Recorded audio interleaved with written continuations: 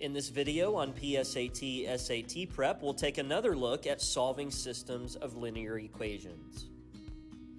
In this particular problem, we're given two equations, x is equal to 1/5 y and 76 minus 3y is equal to 4x, and told that if the lines are graphed in the xy plane, which of the following ordered pairs represents the point at which the lines would intersect?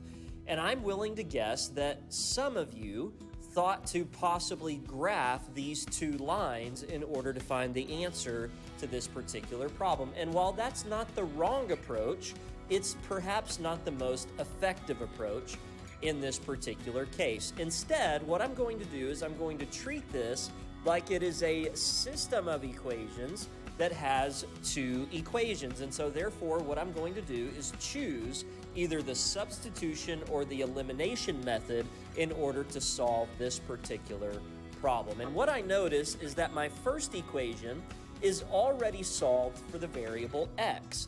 And so that makes it very easy in this particular case to use the substitution method. And so what I'm going to do is I'm going to start by writing down that first equation, which is already solved for x, and I'm going to write my second equation in another column here, 76 minus 3y is equal to 4x.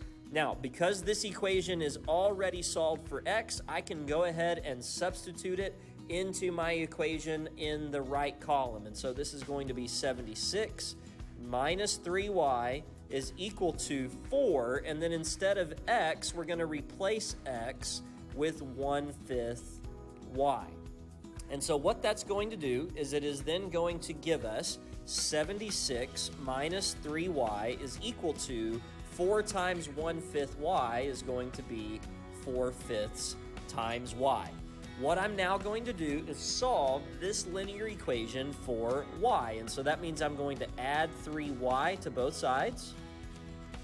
And so that's going to give me 76 is equal to 4/5 plus 3. And if you wanted to leave that as a decimal, then you certainly could. You could just say 3.8y if you wanted to, or you could put it back into a fraction. It would not really matter in this particular case. And then when you solve for y, what you're going to end up doing is dividing by that number in front of y, which is going to be 3.8.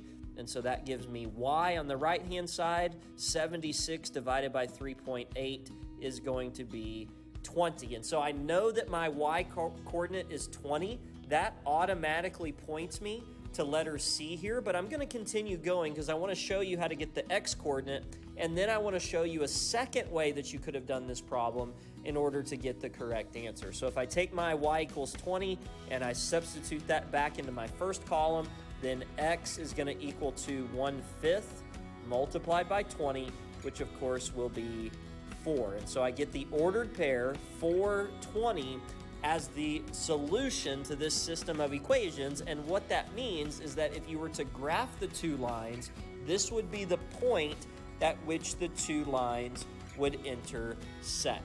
Now, one thing that you could have done in order to solve this problem perhaps a bit faster is you could have taken each of the answer choices and plugged them in to both of the equations. Now, you have to be careful to do it into both equations because it turns out that all 4 of these answer choices satisfy that first equation. And so you would have to go then and plug in to the second equation to see which of the answer choices would satisfy that second equation, and you would see that only letter C satisfies both of the given linear equations.